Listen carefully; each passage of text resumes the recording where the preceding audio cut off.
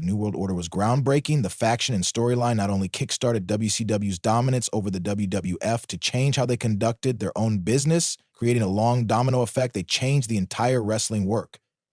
As a whole, that mid-1996 to early 1998, nWo run was special without a doubt, and I'll forever hold us off spot for the group of outlaws who claimed they were just too sweet, but you'd be a fool to think it was all sunshine and rainbows. The nW concept was fantastic. The group had some really memorable moments that I want to dig into in a future video, but they had a lot of bad moments too. On top of this, some of the folks who wore the famous nW shirt just didn't fit the group, or their time within the group was very forgettable. And in the final episode of WCW Blunder, I'll be taking a look at what I consider some of the worst moments, members, and matches of the New World Order as mentioned.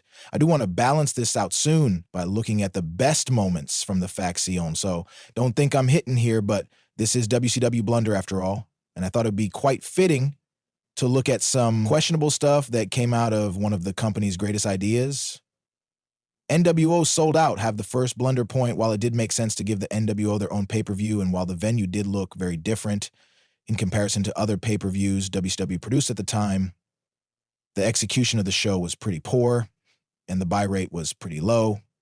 The faction arrive at the show in dumpster trucks, so that's another blunder point. The New World Order were supposed to be cool, and nothing screams cool like driving around in Jan garbage containers on wheels, right?